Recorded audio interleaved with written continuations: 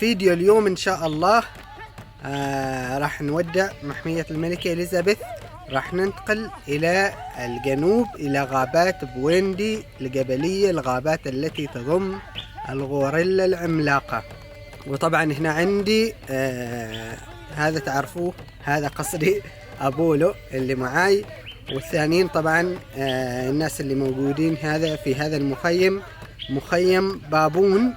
بصراحة قضيت فيه أيام جميلة وحطيتهم معي في الصورة كما تشوفوا.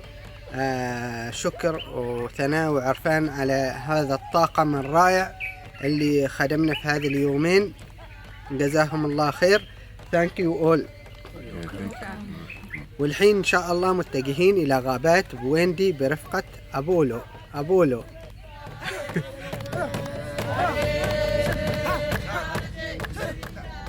توقفنا طبعا في هذه المنطقة بس شوية نشتري أغراض من السوبر ماركت. كما تشوفوا مدينة صغيرة على الطريق، قطعنا الحين مسافة كبيرة ومتبقلنا إن شاء الله القليل ومواصلين. هنا في شباب أصحاب دراجات يناديوني يقولوا لي تعال، قلت لهم من زين جاي. طبعا هلا الشباب اللي خبرتكم يقولوا لي تعال شكلهم باين يظهروا في الكاميرا. أوغندا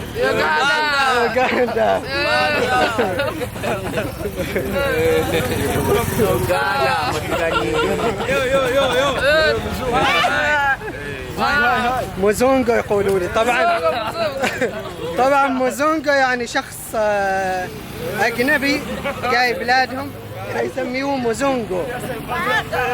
اوكي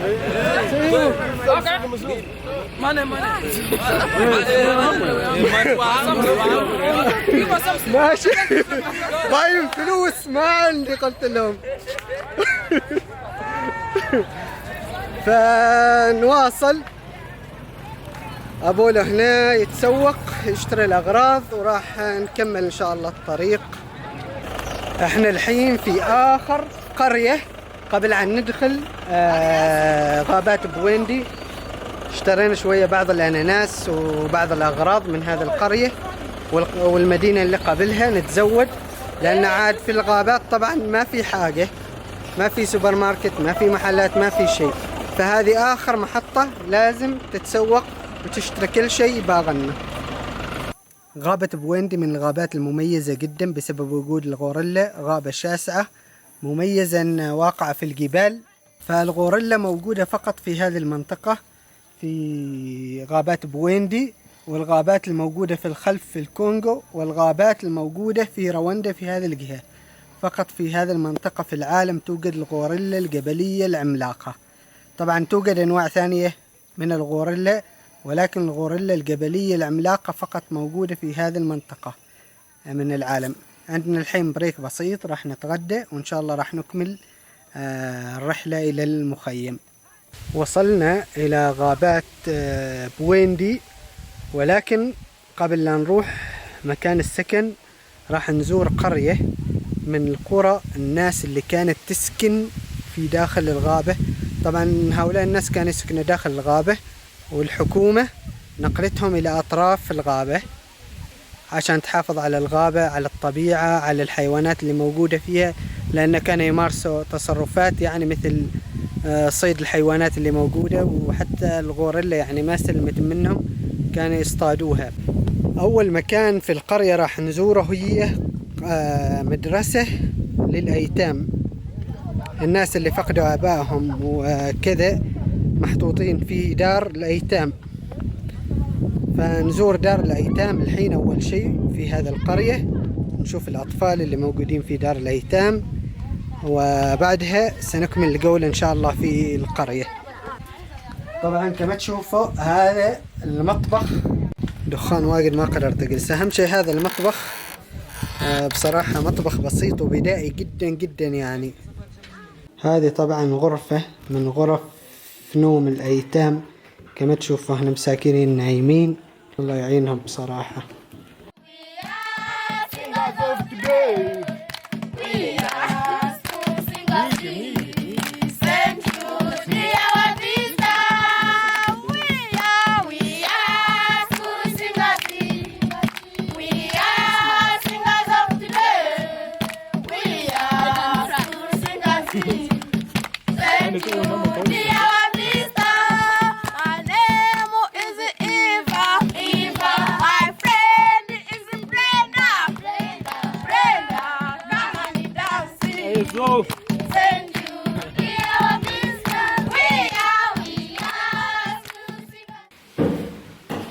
أنا الحين طبعا كما تشوفوا في فصل دراسي من الفصول اللي يدرس فيها الأيتام. زين، كل شيء هنا بسيط. شوف الطاولات، الكراسي، السبورة، السقف، كل شيء بسيط جدا. احنا كأننا عايشين في رفاهية بصراحة إذا نقارن نفسنا معهم. فهم كما تقول الحين يبحثوا عن أي دعم، يجوا الناس هنا يشوفوا يزوروهم وكذا ويعطوهم فلوس يدعمونهم بأي شيء.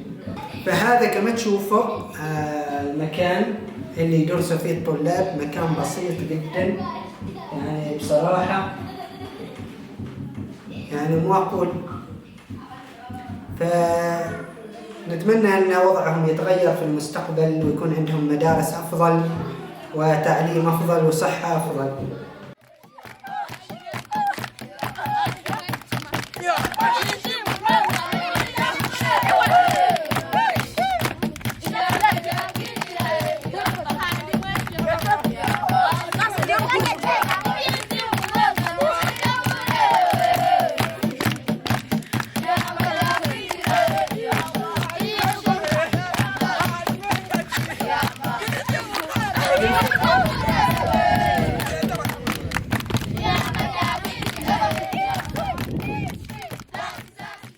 انتهت زيارتنا يوغندا إلى دار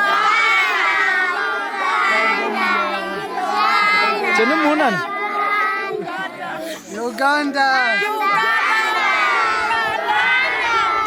طبعا الشعب اللي كان يعيش داخل غابة بويندي يسمى باتوة، وهلا من شعب الباتوة كما تشوفوا. باتوة شوفوا ما شاء الله عليهم. Uganda. You are welcome. His name is called David. Yeah. Welcome. Kajura means rain. He was born in a rain season. Kajura David, his name. Where they came from the forest. It's where they've been living for the whole life. In the forest, it was their home.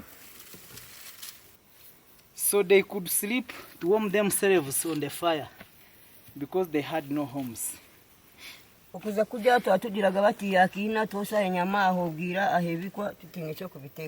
Whenever they want to have food, getting food was a struggle.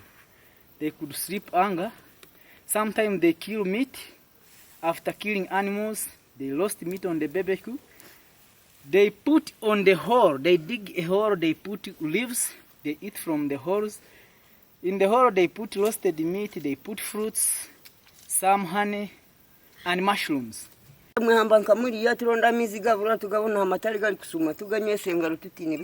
Whenever they want to have water for drinking, they could use their hands to drink water. They move in the forest, when they get water, they use their hands. Because these people, they had no cups and jerrycans.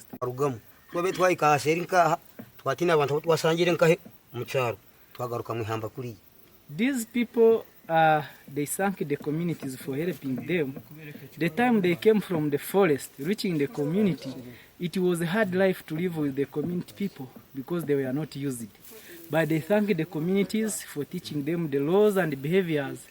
And today, they are free with people. They are no longer running away from seeing other people.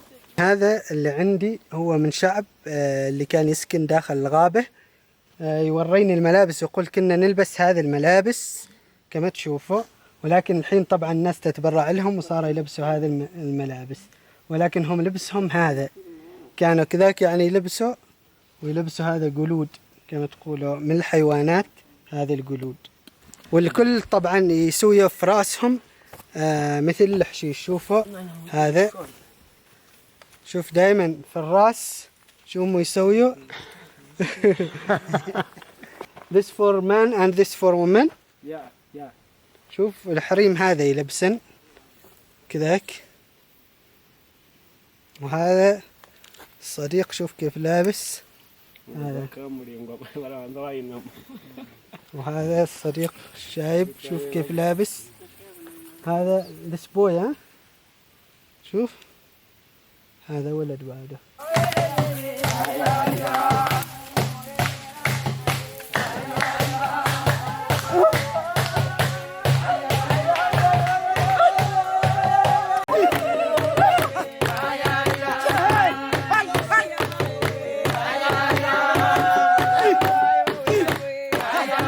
يخبرني هذا الشخص، يقول شعب الباتوا قبل لا يجوا ينتقلوا إلى هذه المناطق كانوا يعيشوا مثل هذا الشخص، يعيش يقول لك بين الصخور وتحت الأشجار، ومثل هلا شوفوا كيف كان شعب الباتوا يعيشوا كذا بين الصخور وتحت الأشجار. شوفوا كيف كانوا يعيشوا، هذه كانت حياتهم. هذا شعب الباتوا كيف كان.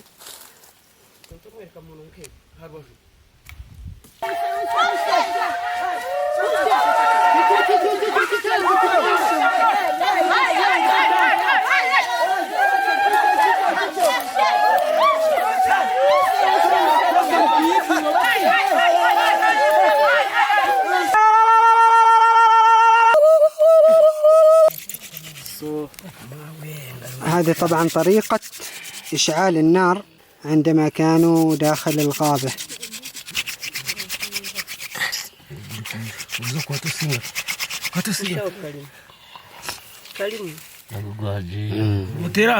شوف بعد ما يحصلوا النار الخفيفة راح يحطوها في القش، ونشوف العملية مع بعض.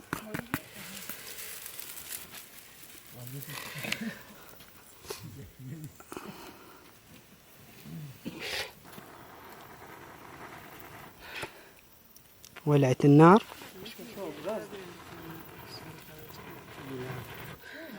ولعت النار. شوفوا طبعا النار تعني لهم الكثير. كانوا في الغابة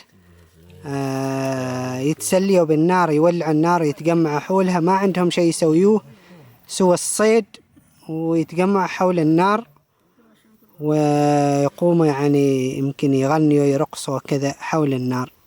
فكانت النار تعني لهم الكثير.